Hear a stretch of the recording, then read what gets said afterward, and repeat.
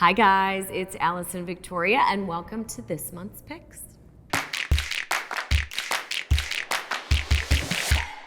So for this month, I have gone with traditional with a twist.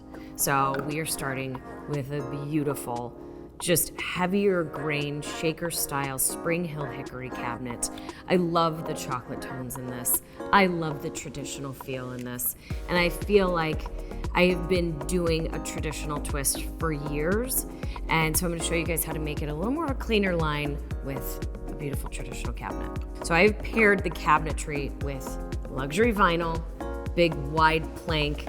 This is the Beaver color. I love the fact that we're tying back into the cabinets by pulling out some of those chocolate tones. It's a really strong traditional kind of feeling in this kitchen that I've created, but we're breaking that up with our countertop. So by going with a light, bright countertop and doing that in the White Onyx and the Corsica White Onyx, you do have a little bit of movement here in this countertop, which I think breaks it up and then makes it flow a little bit. So you've got a lot of grain in the floor, you've got a lot of grain in the cabinet. We don't want to lose that movement in this countertop. But going with a nice classic crisp white is just, to me, it's the way you twist the traditional. Then, of course, the hardware is your accessory to the kitchen. So it's like my rings or my necklaces.